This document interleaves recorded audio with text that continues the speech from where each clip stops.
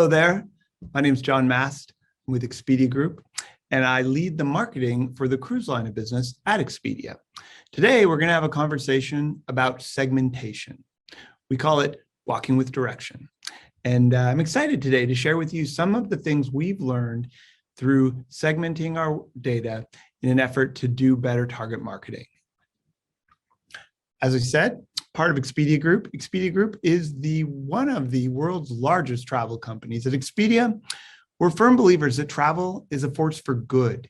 It allows people to strengthen connections, broaden horizons, and bridge divides. And we really do believe that when you think about travel, it gets you out into other cultures, into other places, and it can really have formative experiences in humanity all the way through. And it also does things like power commerce, of course, and family, which are very important things from our perspective. Our mission, if you will, is to power global travel for everyone, everywhere. And that is a bold mission. But I tell you, we're up for the challenge. We attempt and actually execute against this mission by building travel through a platform eye. And what that means is that we have reach out into the consumer sphere through our 20 global relevant brands, over 200 sites in 70 countries, if you can believe that. And we match people up through technology to some of the most special and spectacular travel suppliers on earth. We have almost 3 million properties available to book through our platform. You have over 200,000 unique activities, from zip lining to spa experiences and everything in between.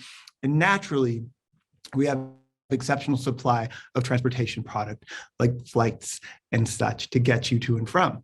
Today, I'm excited to talk about the piece or the line of business that I work in, which is the cruise business as a transportation product. Today, we're going to home in to a special corner of Expedia Group called Expedia Cruises, where we also believe that travel is a force for good, and we believe that we are a force for travel. Expedia Cruises is, believe it or not, a company that began in Canada and was acquired by Expedia. Expedia Cruises is a retail travel franchise in Canada. We are also in the United States. Collectively, we are nearly 300 independently owned retail locations. And in my role, my team and I are charged with developing the marketing programs to make these stores successful. So as part of that work, we, as is the storytelling tool of travel, believe in print marketing. And we grew up doing print marketing, believe it or not, before there was an internet, and that's all we had to do, along with the yellow pages. But we've evolved radically, and for a bespoke travel product, and I say bespoke, it's mainstream in many ways too, like cruise, print can end up being a wonderful way to tell a story or to inspire people to take a trip. Because if they're not actively looking for it, we may need to sort of interrupt them, put the goodness of a cruise vacation under their nose, and print can be a powerful way to do that. But in order to do print effectively in the modern day, you would be silly if you weren't taking advantage of the spectacular data that's at your fingertips in the modern day. So that's what we've done working with Environics. The current environment for us, I can tell you, is the most challenging we've ever experienced. The world was set back by COVID-19. Every industry was impacted, and certainly travel and Expedia Cruises was unable to hide from that. But we went into this with our eyes wide open, and as part of being a large organization, said to ourselves, we're not going to let a good crisis go to waste. And that is literally a quote from our chairman and CEO. What can we do during this downturn in business to come out of this stronger than ever? And part of the work we're doing is redefining our segmentation. I'm going to talk about that today. But the short story is, obviously, travel hesitancy, in particular in Canada, is down due to COVID. Surprisingly, not a lot of people coming through the stores in the last 19 months. What happens in an environment like this is advertisers go back to customers. So in the cruise line of business, cruise has an exceptional repeat rate. All marketing dollars, specifically digitally, are firmly pointed at the existing or past cruiser right now, creating a lot of noise for the consumer. And as you can imagine, in an environment like this, we've moved to our lower cost channels in some marketing, and certainly the retail marketing, we've done that. but we're getting ready to go back into print in a significant way. And our supplier partners are doing that as well, and they're seeing good returns. So we're excited about it, but it's critical that we step back and ensure that we know who we're talking to and what we want to talk to them about. It's marketing 101. And if you're a marketer and you're listening to this, you have undoubtedly heard of segmentation. For the purpose of this talk, I want to define it a little bit. And essentially, what we were attempting to do and endeavor to do through our segmentation work is to create groups of folks that are similar and at the same time dissimilar from other groups, so that we can then create smaller, more bespoke, on-point campaigns and direct the right information to people with the right imagery in it, and endeavor to create a higher return. So that's what we do with segmentation. We've worked with Environics Analytics for well over 10 years. I believe we're going into our third round of segmentation, if you will, because the data has been getting better and better. You know, generations are moving through, and the customer that we have today is not the customer we had even 5 years ago, and certainly not the customer we had 10 years ago. So what we do is we do share past sales data and customer information with analytics, with Environics in obviously an NDA type environment, and they grind on and study our past customer data to identify and create succinct profiles for targeting. We then move that information and we go through our database, which is millions of people, and we tag every single customer and known prospect that we have permission to market to with these profiles. So we have an ability to sift and sort on that large list to get it down to a more actionable list. And then we define customer segments to target, and then we get to work and we drop mail campaigns followed up by digital and other channels to acquire customers, to retain customers. And honestly, why I think we first got into segmentation is sort of the holy grail of segmentation, to move great customers up into better, more higher revenue defining products and to upsell them. So the work we did with Environics was leveraging a tool kit called PRIZM. It's available in Canada and the United States. We like that, so we could develop one system for marketing on both sides of the border that was at least trainable to our franchisees, because we do require them to actually execute the mail locally. We created succinct segments on either side of the border that we could target and optimize our marketing spend. And then, as I said, we got to work dropping mail into these segments, learning from it and refining it over time. Here is a good look at, I believe, our second round of groups or PRIZM target segments. We established on either side of the border, we'll talk about Canada specifically today, 6 succinct segments of different kinds of unique customers that have might and propensity to buy travel in Canada, specifically cruises. And we learned a lot about them. You can see in the first column, we learned how large a cohort they are in Canada. And then we're able to get a read on what percentage of that market we've captured and see where we have the highest probability of capturing the market and where the most opportunity to grow. And what was great that also came out of this is we actually got to see that there were a couple of target markets, or pardon me, segment groups that were rising in Canada as an opportunity that we were under marketing to. So we're able to adjust and develop campaigns for those groups too. And we learned lots of things about them, their age, their income, and their cruise history and the rest. But this becomes a framework that we use for executing marketing campaigns, both nationally, regionally, and locally. What's great when you do this work, and we'll take, for example, our first segment there, the 5-star families, 2.8 million people in Canada. You know who they are now. You know they have a wonderful match to your customer type. What I didn't share, and what's true, is we actually even were able to identify the probability that each of these segments would match up to our top partner brands. So for example, the 5-star families we knew were excellent candidates for Disney, for Royal Caribbean International, and other brands. And so that when we're working with them and they say, hey, listen, we want to do a campaign together, we say, yeah, we can serve you up who we think are our best customers. They can serve up their data. We can create an even further refined target and go to work marketing. But then it's the question of what channels. And you can see here, when you do this work for each of the 6 segments, we're able to work with Environics to create these fact sheets of media consumption and lots of other interesting truths about their habits, socioeconomic, et cetera, behaviors as well. But in this case, you can see that at the very bottom there, direct is actually still a tool that people like this view as favorable. and it would make sense perhaps to do some marketing to them, but they're also big on internet and even magazines. So this helps inform our media channel selection. And then obviously social media is an important and critically important channel in the modern day. And we know that people are in these tools a lot, even more so since COVID. So we're able to study each of the segments and understand which channels do they over-index in, what do they actually like to do within these channels, and develop some suggested actions to take for these various Instagram, Twitter, and Facebook and such social media tools to make sure that we're not missing out an opportunity to interact with our customers or prospects. So first task at hand when you're looking to grow your business is you need to acquire new customers. Most businesses are always in the zone of needing to acquire new customers, and we're no different. Our core piece for acquisition campaigns at the retail level is multi-channel, but it begins with a promotion supported by a print piece. And we call it the flyer, Vacation Specials Flyer. We produce 6 of them a year at the peak buying periods. They're 16 pages. They're printed as efficiently as possible and at scale. They're imprinted with the local store's contact information and address, and they're delivered out into the territory or market area surrounding the store. And I'll talk a little bit more about that in a minute.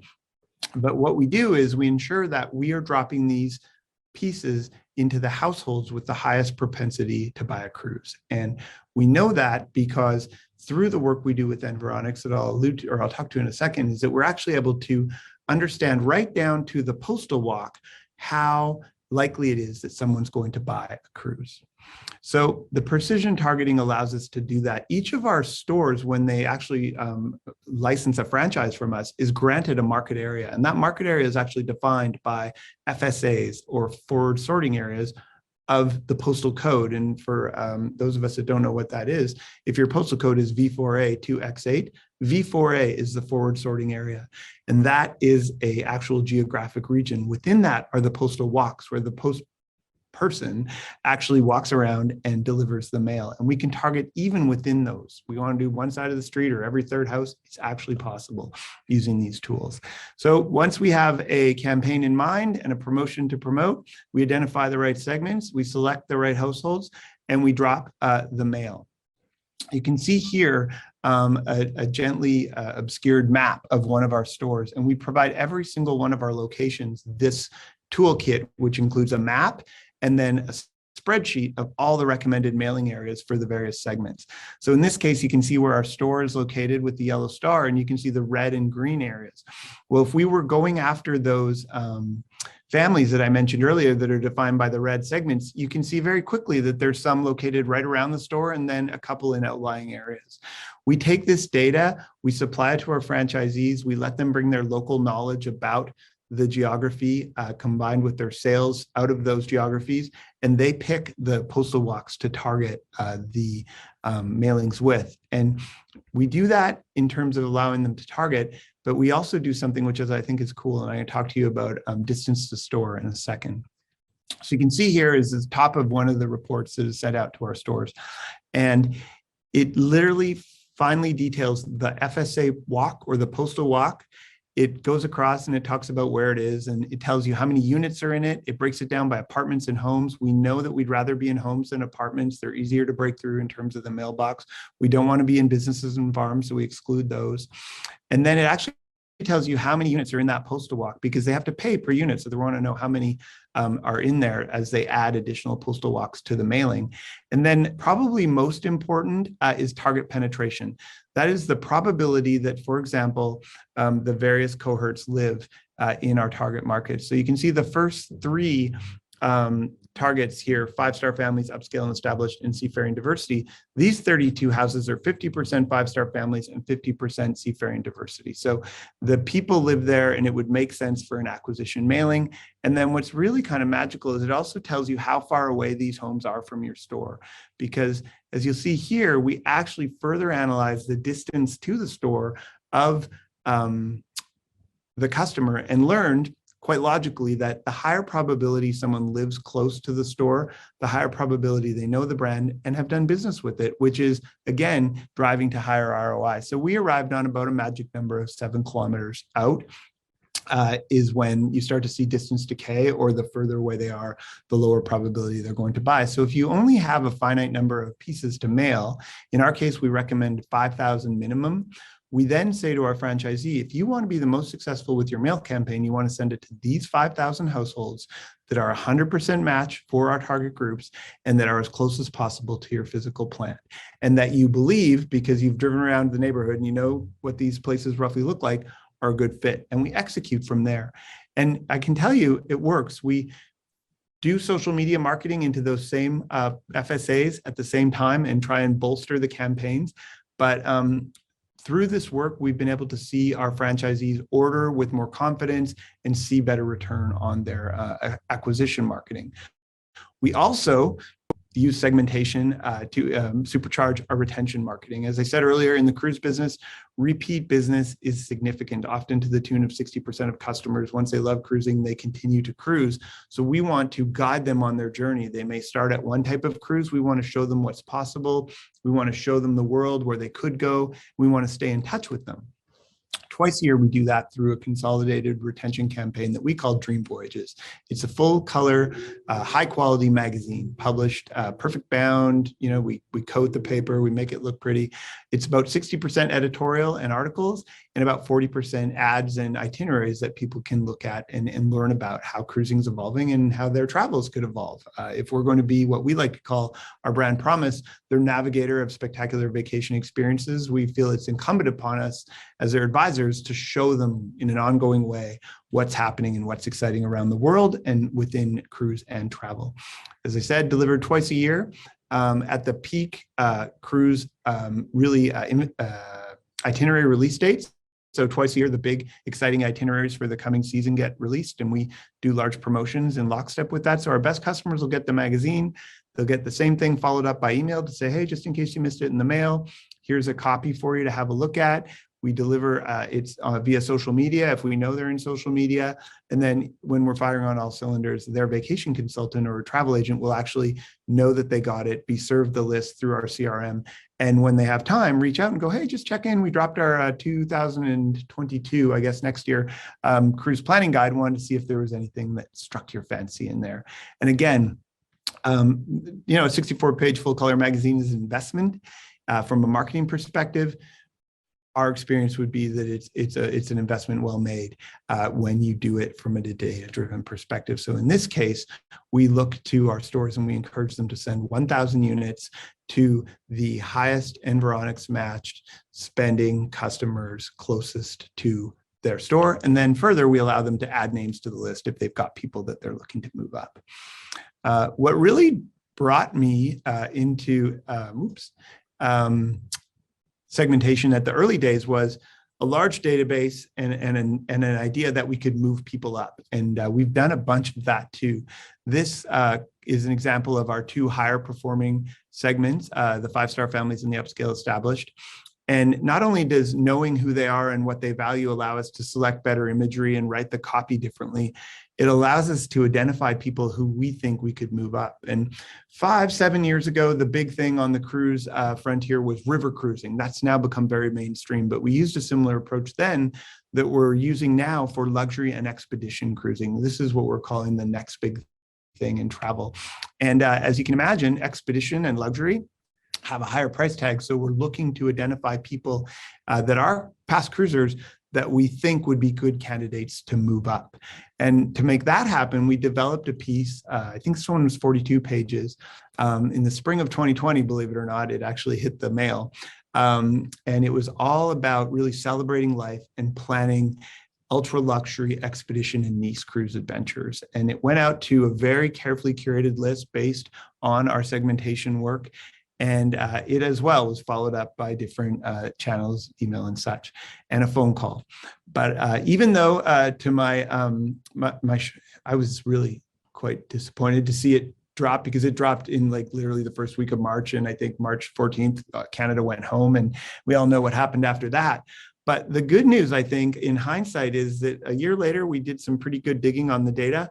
The fact that 100,000 of these were sitting around on people's coffee tables while they were home turned out to be a good thing. The return on investment from a luxury and expedition target has surpassed what we thought it could and made this a very net positive ROI piece. And further, we sold, in fact, thousands of cabins on normal cruises for people that weren't quite ready to move up yet, but this reminded them that, cruising is a wonderful vacation and they'd like to do that again. So I've talked a lot about mail in this chat. I'm a firm believer that mail in a multi-channel environment, in a targeted environment, is a powerful force. It helps justify the cost and the work that goes into providing a mail piece. But you can see here some great statistics from Canada Post. They say it has a higher motivation response than digital media. And we firmly believe that. It is tactile, it is touchable, it is readable, it goes well with coffee, it lays around the house and the kitchen and the desk and the rest. And people look at this stuff because people love to travel. At least the people we send mail to do, based on all the data we have. And that pays off in the end. So we see response to it. We are, I wouldn't say agnostic, but we want people to deal with us on their terms. So we always say people can call, click, come in, text, book online. We would love to have your business and we want to support you with as much service as you need to get it. But print is just a wonderful conversation starter for us.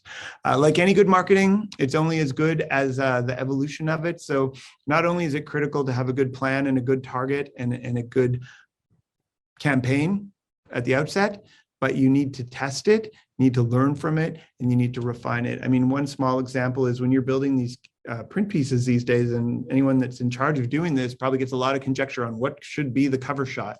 Well, now we try and nail it down to the top 5 or 6 cover shots, and we actually use them in a number of digital campaigns to see which ones perform the best. And that's how we pick our cover shot. So there's a bit of science added to some print early that helps it perform better in the long run. So again, you've got to refine your campaigns from a good targeting perspective. You got to test them, got to learn from them, and just keep doing it. And we've been doing that with Environics for well over 10 years now. We're going to our 3rd round of segmentation because, as I said earlier, I believe, the customers we had 10 years ago certainly aren't the customers we have today. And given the way the world and media is evolving so quickly, we believe it's critical to stay in touch with who we're marketing to so that we can do the best job reaching them with our story. To sum it up, I think I've made it pretty clear. I believe mail still matters when done carefully and based in data. Targeting is critical. This allows you to get the size of your campaigns down to an affordable and manageable cost, and it increases the ROI. It allows you to have on-point creative. When you're talking to families, you can use images of families. When you're talking to, retirees, you can use a different kind of creative. And like I said in the last slide, it's critical that you evolve and test and learn and just do good practical marketing, as I'm sure everyone listening here is very familiar with. So I want to thank you for spending some time listening today. I'm excited. If you have questions, I'd love to take a run at answering them. And again, thanks for your time today, and let's open it up for questions.